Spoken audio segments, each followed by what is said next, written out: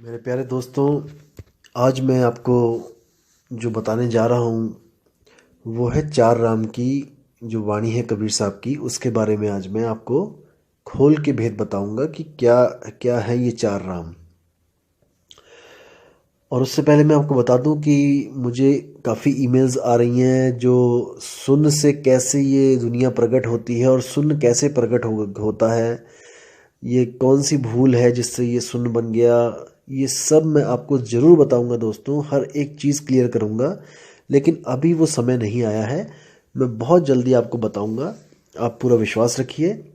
लेकिन अभी क्या है कि अभी कुछ स्वयंभू जो संत महात्मा बने हुए हैं, अभी उनसे सवाल जवाब पूछे जा रहे हैं। कई लोगों ने मुझे मेल करी है कि हम अपने गुरु से सवाल कर रहे हैं और वो गुरु इसका जवाब देने में असमर्थ है। वो गुरु उनको ये नहीं बता पा रहा है कि ये सुन कैसे प्रकट हो गया। जब आत्मा ही आत्मा थी शुरू में, आत्मा ही आदि और आत्मा ही अंत है, तो ये सुन कहाँ से आ गया? आत्मा से ये कैसे भूल हो गई कि उसने सुन पैदा कर दिया और सुन से आगे चेतनाओं का तंत्र बना और फिर ये दुनिया पैदा हो गई, शरीर पैदा हो गई। ये सब भूल कैसे हुई है, इसका उनको जवाब नहीं मिल रहा है दोस्तों।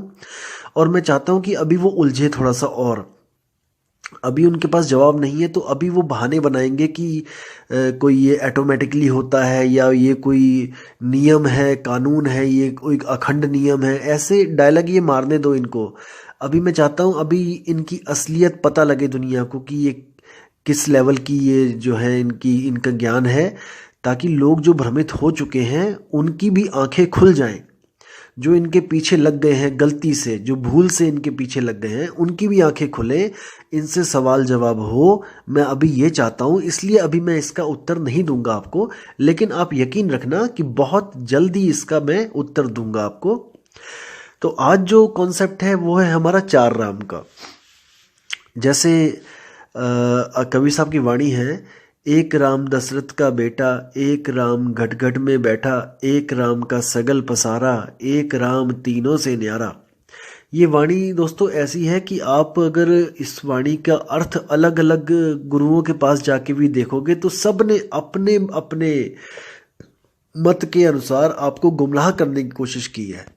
आप इंटरनेट पे भी अगर, यूट्यूब पे भी अगर डाल के देखोगे चार राम, तो आपको अलग अलग चीज़ें मिलेंगी, अलग अलग वाणियों का अर्थ मिलेगा।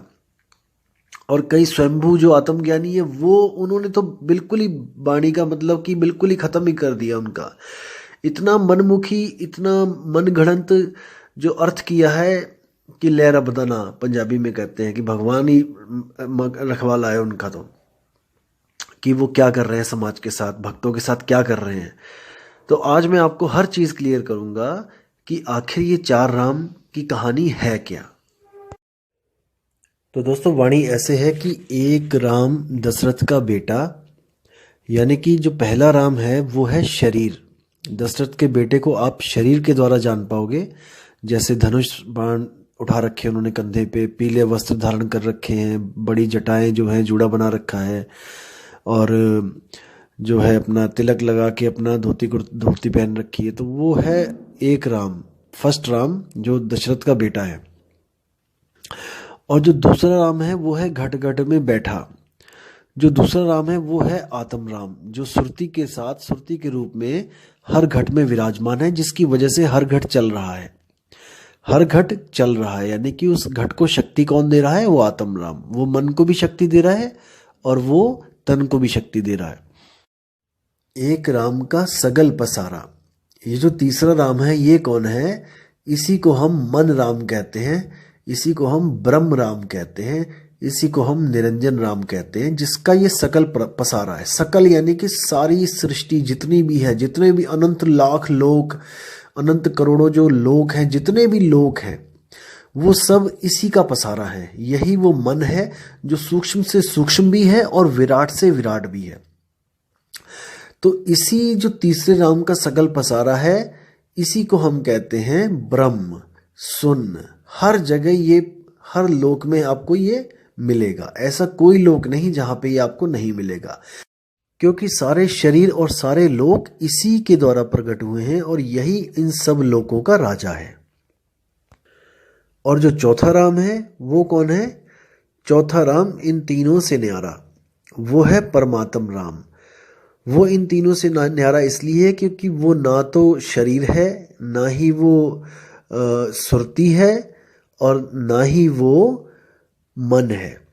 इन तीनों से न्यारा जो है वो है परमात्म राम, जिसने सृष्टि नहीं बनाई है, जो इन तीनों से ही अलग रहता है।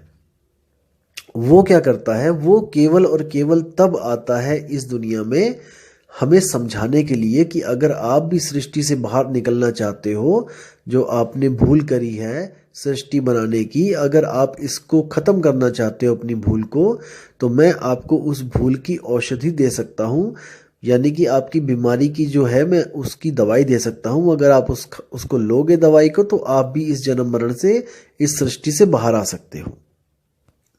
तो ये चार राम दोस्तों ऐसे हैं, तन, मन, आत्मा, परमात्मा। ये है वो चार राम, और सारे के सारे जितने भी राम हैं वो इसी में आ जाते हैं। तन राम, मन राम, आत्म राम, परमात्म राम। और दोस्तों आपको भ्रमित करने के लिए कुछ लोग ऐसा भी बोल देते हैं कि चौथा राम के आगे पांचवा राम है, छठा राम है, सातवां राम है। ऐसा बिल्कुल नहीं है दोस्तों। आपको भ्रमित करने के लिए वाणी के साथ भी खिलवाड़ कर दिया गया है। अब देखिए वाणी क्या बोलती है। आपको क्या पढ़ाया गया, क्या क्या सुनाया गया वाणी में कि तीन राम को सब जग ध्यावे, चौथे राम का मरम न पावे, चौथा छोड़ पंचम को ध्यावे, कहें कबीर सो हमको पावे। दोस्तों ये वाणी नहीं है, ये आपको गलत बताई जा रही है वाणी। वाणी है तीन देव को सब जग ध्यावे। यहाँ पे तीन देव है, ना कि तीन राम। दोस्तों यही जो वाणियों के साथ खिलवाड़ करते हैं, यही पापी लोग आपको बोलेंगे कि ये वाणियां आपको फंसाने के लिए बनाई गई हैं। दोस्तों ऐसे लोग फंसाते हैं आपको वाणियों का गलत अर्थ करके, वाणियों को तोड़ मरोड़ के।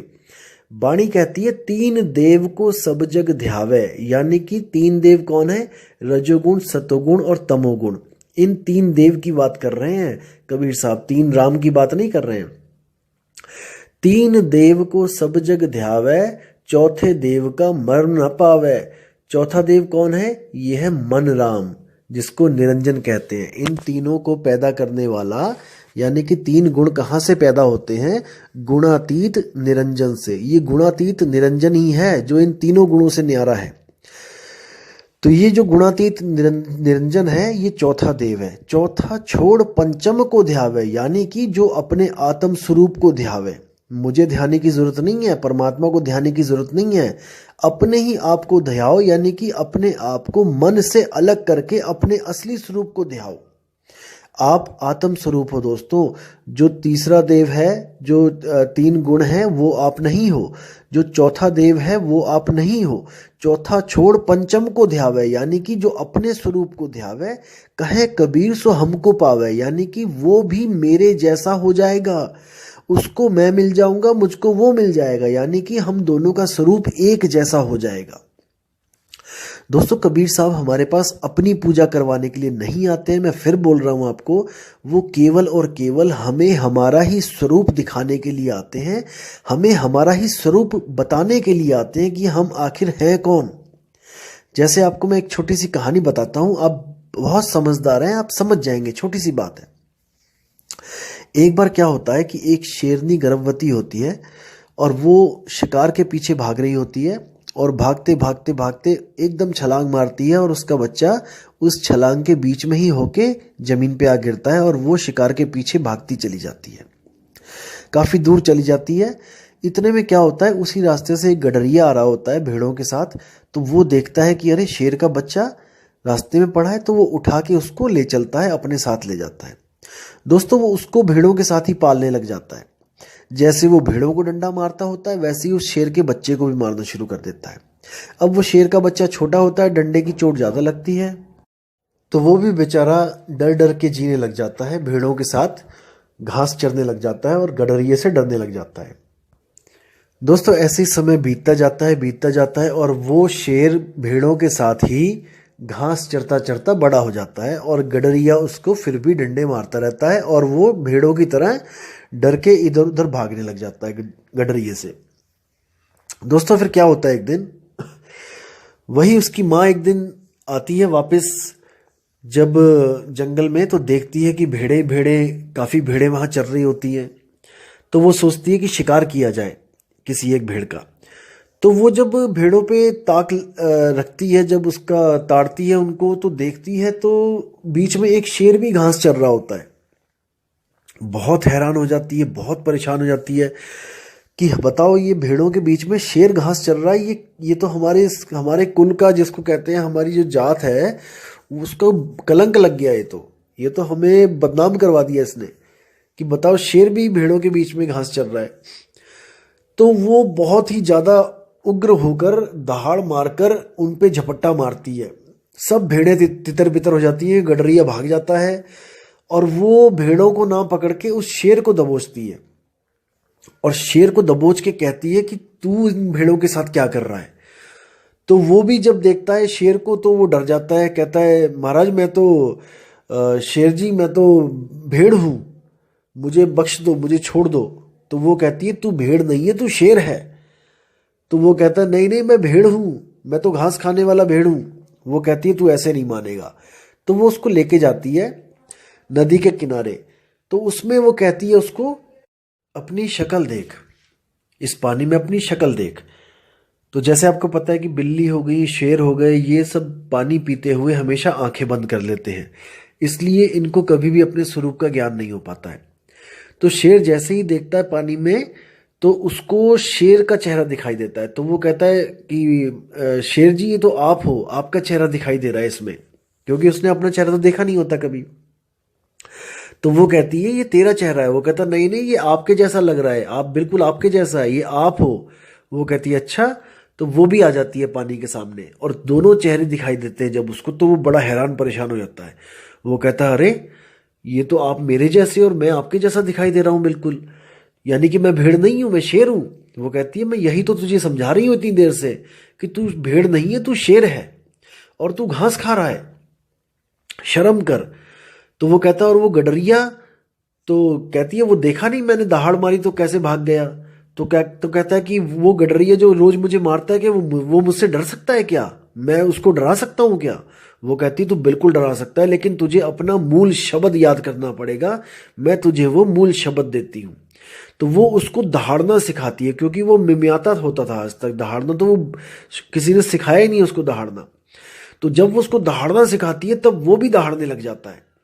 और जब वो दहाड़ता है तो उसको एक अलग अनुभूति होती है कि मैं असल में एक शेर हूं।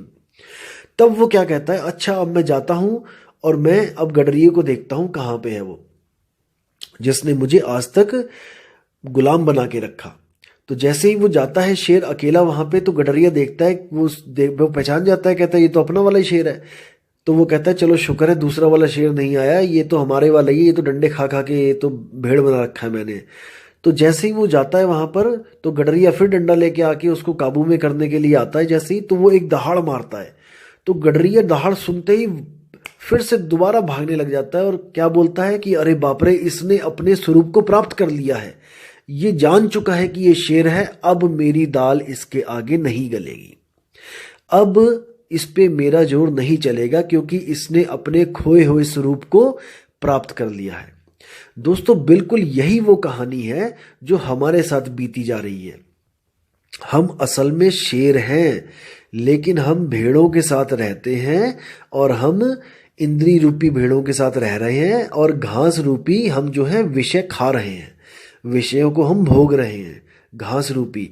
असल में हमारा जो आहार है वो हमारा कुछ और है, हमारा स्वरूप है वो हमारा कुछ और है, हमारी जो जात है वो हमारी कुछ और है। हम इन नकली जात पात में, इन नकली इंद्रियों के सुखों में हम भटक रहे हैं। असल में हमारा स्वरूप शब्द स्वरूपी है, यानी कि हम आत्म स्वरूपी हैं, लेकिन हम गलती से अपने आप को मन समझ रहे हैं। वो गडरिया ही मन है जो आत्मा रूपी इस शेर को, जिसने भेड़ बना के रखा हुआ है। जब हम अपने स्वरूप को प्राप्त कर लेते हैं तो ये गडरिया हमसे आगे आगे भागा फिरता है, हमें सलाम ठोकता है। जैसे कबीर साहब ने कहा है कि जब कोई भी जीव को सतनाम मिल जाएगा तो काल माथा नवाएगा। जही विधि सार शब्द गहे हाथा, तही विधि काल नवावे माथा। यानी कि ये मन आपको तब तक डरा सकता है जब तक आपको अपना निज स्वरूप प्राप्त नहीं हो गया। जिस दिन आपको अपना निज स्वरूप प्राप्त हो गया, ये मन आपसे डरता फिरेगा, आपसे आपके आगे आगे भागा फिरेगा, आपके आगे ये सिर नहीं उठा पाएगा। और अंत समय में आप इसको ऐसे छोड़ के चले जाओगे जैसे केचुली को सांप छोड़ के चला जाता है। यानी वो यहीं पे मृत हो जाएगा, मर जाएगा, खत्म हो जाएगा।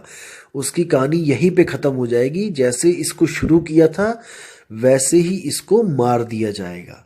और याद रखना दोस्तों, जो कई बारी सवाल जो आ रहा है कि चेतना और जो एनर्जी है उसमें क्या फ़र्क है, जैसे मशीनों में एनर्जी होती है, तो गलती से आप लोग इसको चेतना समझ रहे हो। दोस्तों, चेतना अलग चीज़ होती है और एनर्जी अलग चीज़ होती है। इलेक्ट्रॉन प्रोटॉन की जो एनर्जी है वो अलग चीज़ है। वो मैकेनिकल और केमिकल एनर्जी है, वो अलग है। इलेक्ट्रॉनिक एनर्जी वो अलग है। जो हमारी चेतना है वो अलग है। जो इलेक्ट्रॉनिक और मैकेनिकल एनर्जी है ये जीवित नहीं है, और जो हमारी चेतना है वो जीवित है। इलेक्ट्रॉनिकल एनर्जी आप कितनी भी यूज़ कर लो, आप इस मुर्दा शरीर को चला नहीं सकते। इतना समझो, मुर्दा शरीर में भी इलेक्ट्रॉन और प्रोटॉन है, क्योंकि ये कण कण से बना है और हर कण में इलेक्ट्रॉन, प्रोटॉन, न्यूट्रॉन शामिल है। लेकिन ये मुर्दे को उठा नहीं सकते, एनर्जी भरपूर होती हुई भी। इस मुर्दे को उठाने के लिए चेतना की जरूरत पड़ती है। आप चेतना और एनर्जी को मिस इंटरप्रिएट कर रहे हैं। दोस्तों, इलेक्ट्रॉनिक की जो एनर्जी है वो चेतन नहीं है, वो चेतन नहीं है। जैसे आपने मान के चलो कि गली में 4 कुत्ते हैं और आपने एक रोबोट छोड़ दिया वहाँ पे कुत्तों के बीच में, तो कुत्ते उसको जितना मर्जी काटेंगे, उसको कोई दुख नहीं होगा, दर्द नहीं होगा, और वो दोबारा अगर आप उसी गली में उस रोबोट को छोड़ोगे तो वो फिर चला जाएगा उन्हीं कुत्तों के बीच में। जबकि एक इंसान की जो चेतना होती है वो रोबोट की चेतना से बिल्कुल अलग होती है, चाहे कितने भी सेंसर क्यों ना लगे हो रोबोट में। इंसान का क्या है, इंसान में जो चेतना होती है, जो आत्मा की वजह से है, वो उसको, अगर उसको पता लग जाए कि इस गली में 4 कुत्ते हैं, जाके जैसे एक बार कुत्तों ने काट लिया उसको, तो दूसरी बार उसकी हिम्मत नहीं पड़ेगी वहां जाने की। ये होती है चेतना, यानी कि चेत जाना।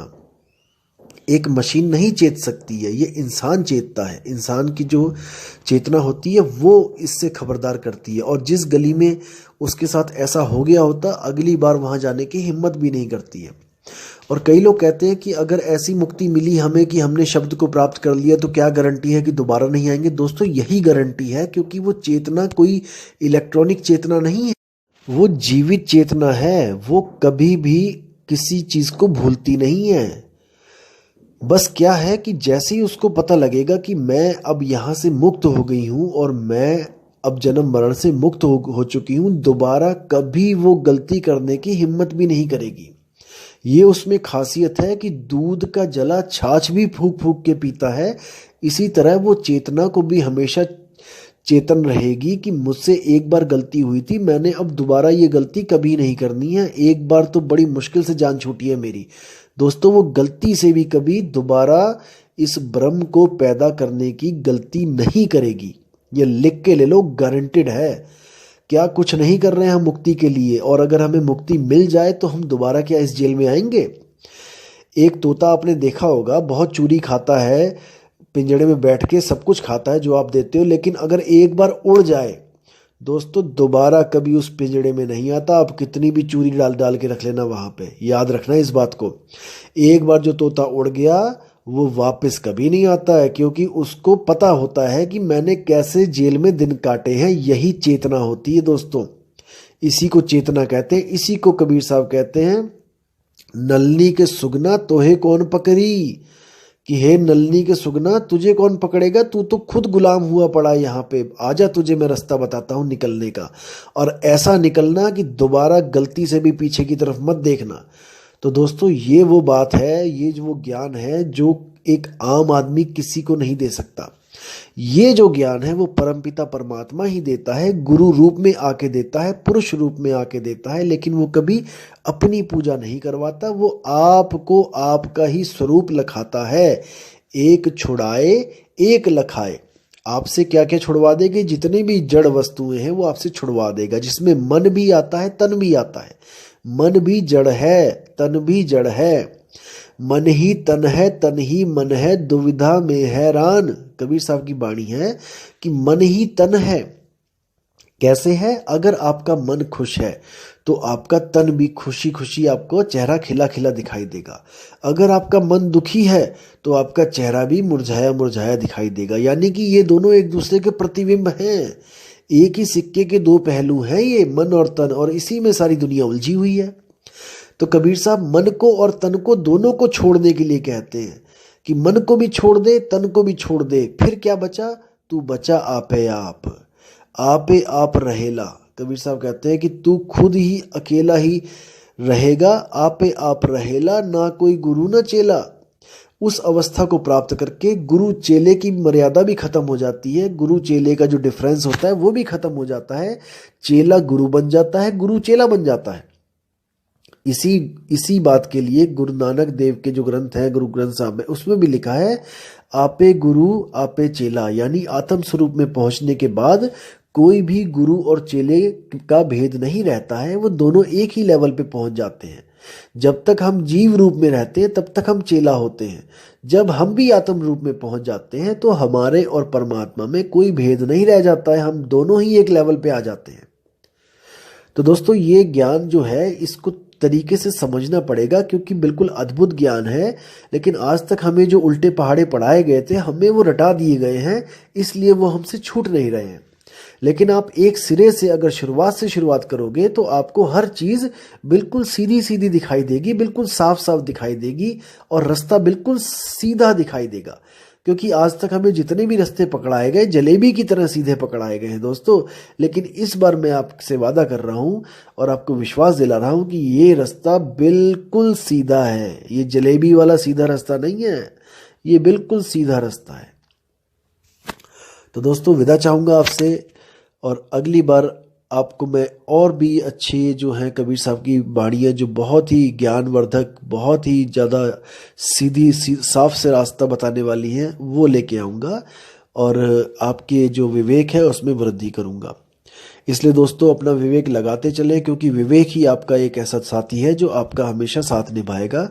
अगर आपने विवेक लगाना छोड़ दिया दोस्तों तो आप यहीं पे लूटे जाओगे और पता नहीं कौन कौन आपको लूट लेगा। इसलिए दोस्तों हमेशा अपने विवेक को काम पे लगाए रखो, अपनी बुद्धि के घोड़े दौड़ाए रखो, और इन वाणियों को बार बार सुनते रहो, ताकि आपको हर बार कोई नई चीज़ मिले जिससे आप कुछ नया ज्ञान प्राप्त करो। और आपसे रिक्वेस्ट है कि इन ऑडियोज़ को आप अपने चाहने वालों के लिए भेजो, अपने भाइयों को भेजो, अपने दोस्तों को भेजो, ताकि किसी की भी जो खोज है परमात्मा के लिए, अपने स्वरूप को प्राप्त करने के लिए, वो पूरी हो सके और वो भी जन्म मरण से बाहर निकल सके। दोस्तों इसमें अपना योगदान जरूर करें। और दोस्तों मैं आपसे फिर बोल रहा हूँ कि आप किसी के भी साथ जुड़ना चाहें आप जुड़ सकते हैं, कोई बंधन नहीं है आपको कि आप यहीं पे जुड़ें या कहीं पे, जहां आपको विश्वास बनता है आप जुड़ें, लेकिन दोस्तों परख करने के बाद जुड़ें। आप गुरु से जरूर प्रश्न पूछें कि गुरुजी ये सृष्टि बनी तो बनी कैसे? क्या ये सृष्टि बना के बहुत अच्छा किया जिसने भी बनाई है, या बहुत बुरा किया? हम यहाँ पे फंस गए हैं, ये हमारे फंसाने के लिए बनाई गई थी कि कैसे बनाई गई थी? क्या इसको बनाने का मकसद क्या था? क्या इसको बनाए बिना बात नहीं बननी थी? जैसे कई लोग कह देते हैं कि ये ऑटोमेटिकली बनी है और शून्य से सब कुछ प्रकट हुआ है, हम भी शून्य से प्रकट हुए हैं। दोस्तों अगर हम मान के चलो कि हम शून्य से प्रकट हुए हैं तो इसका मतलब हम पहले नहीं थे। विचार करना दोस्तों, जैसे मैं पहले नहीं था, मेरा कोई अस्तित्व नहीं था, मैं एकदम शून्य से प्रकट हो गया। विचार करना दोस्तों, मैं पहले नहीं था और मैं शून्य से प्रकट हो गया, और आज मुझे ये ज्ञान बताया जा रहा है कि तुम दोबारा मर जाओ। मैं मानता हूं कि आज मैं फिर दोबारा मर गया, लेकिन दोस्तों मैं तो पहले भी मरा हुआ था ना।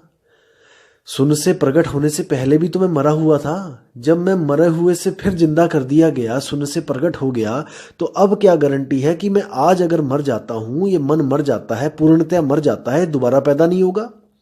क्योंकि शून्य से पैदा होने से पहले भी तो ये मरा ही हुआ था। ये कहाँ था? क्या इसका कोई अस्तित्व था क्या? जब इसका कोई अस्तित्व नहीं था और इसको पैदा कर दिया गया, तो दोस्तों आज भी अगर आप इसका अस्तित्व खत्म कर दोगे तो आप कल को दोबारा पैदा कर दिए जाओगे, क्योंकि वो लोग ये नहीं जानते कि भूल कहाँ पे हो रही है। ये उस भूल को तो प्रकृति का नियम बताते हैं, ये उस भूल को तो अखंड नियम बताते हैं, क्योंकि इनके पास जवाब नहीं है। इनको पता ही नहीं है कि भूल सुधारी कैसे जाए। इसलिए जो चीज़ नहीं पता होती है तो वो कह देते हैं नहीं नहीं ये तो होता ही है, ये तो ऑटोमेटिकली, ऐसा तो होना ही है। तो दोस्तों दोबारा पैदा हो जाओगे। अभी विचार कर लो, ये जन्म बार बार नहीं मिलेगा। भूल को सुधारोगे तभी बात बनेगी, नहीं तो बार बार भूल होती चली जाएगी। दोस्तों विचार करना है, किसी के पीछे ऐसे ही नहीं लग जाना है। बाल की खाल निकालना सीखो। कबीर पंथ का मूल मकसद ही यही होता है कि बिना देखे बिना जांचे किसी को नहीं मानना। जब तक ना देखूं अपनी नैनी और तब तक ना मानूं गुरु की कहनी। ये किसी भी संत महात्मा ने नहीं सिखाया, केवल कबीर साहब ने बताया है कि जब तक अपने ज्ञान से मैं परख ना कर लूं कि गुरु सत्य बता रहा है कि असत्य बता रहा है, मैं किसी को नहीं मानता गुरु। इसलिए दोस्तों विचार करना है, विवेक करना है, सवाल पे सवाल पूछने हैं। सवाल पूछना शिष्य का हक है, और अगर गुरु को नहीं पता है तो वो गोलमोल उत्तर देगा और आपने पकड़ लेना है उसको। तो दोस्तों मैं फिर आपको कहता हूं कि बिना विवेक के आप लुट जाओगे। विवेक को कभी भी मत सोने देना, हमेशा जगाए रखना, बुद्धि के घोड़े दौड़ाए रखना। तो इसी के साथ दोस्तों मैं आपसे विदा लेता हूं, और बहुत ही जल्दी आपको अगली ऑडियो के साथ में आऊँगा, जिसमें मैं सारा क्लियर करूँगा कि शरीरों के कितने गुण होते हैं और आत्मा के क्या गुण होते हैं। जैसे कई लोगों ने आजकल डायलॉग ये रट लिया है कि यहाँ पे 5 शरीर में रहोगे तो 5 गुण मिलेंगे, काम क्रोध लोभ मोह अहंकार। आगे ऊपर आत्मा में चले जाओगे तो नूरी तत्व में चले जाओगे तो 16 मिल जाएंगे, आगे चले जाओगे 64 मिल जाएंगे, आगे चले जाओगे उसके डबल बता देंगे। अरे दोस्तों ये ऐसा नहीं होता है। आप उनसे पूछो कि 16 तो बता दिए तुमने, 16 जो आत्मा के गुण हैं नाम बता दोगे, क्योंकि अनुराग सागर में लिखे हैं 14, 64 के नाम बता के दिखाओ जरा। 64 के बाद जरा 108 के नाम बता के दिखाओ जरा। आप नाम तो बताओ ना। आप ऐसे गिनती गिनाते चले जाओगे, उसका तो अंत ही कोई नहीं है भाई। अगर आप गिनती गिनाते चले जाओगे उसका तो कोई अंत नहीं है कि 16 के ऊपर जाओगे 64 हो जाएगा, 64 के ऊपर चले जाओगे 100 कुछ हो जाएगा, फिर 205 हो जाएगा, फिर 8000 हो जाएगा। दोस्तों नाम तो बताओ, इनको बोलो, इन लोगों से पूछो। आप जो ये गुरु बैठे हुए हैं इनसे पूछो आपकी कौन कौन से गुण होते हैं, जरा हमें बताओ। 25 प्रकृतियां होती हैं, 26वीं बताओ, 26वीं कौन सी होती है बताओ जरा। तो दोस्तों ये गिनतियां गिनना सीख गए हैं और बस गिनतियों में आपको उलझा लेते हैं कि अनंत लोक हैं और इतने लोग हैं। अरे नाम तो बताओ, 100 के तो नाम बता दो। अनंत पुरुष है, तुम 10 के तो नाम बता दो। बताओ जरा कौन कौन से पुरुष किस किस लोक में बैठे हुए हैं। तो दोस्तों ऐसे भ्रमित आपको करने वाले हजारों लाखों मिलेंगे, लेकिन आपने ऐसे भ्रमित नहीं होना है। अगली वीडियो में मैं आपको ये बताऊंगा कि ब्रह्म ज्ञानी और आत्मज्ञानी में फर्क क्या होता है, और ब्रह्म ज्ञानियों को क्या सिद्धियां मिलती हैं और आत्मज्ञानी के पास कौन सी सिद्धि होती है।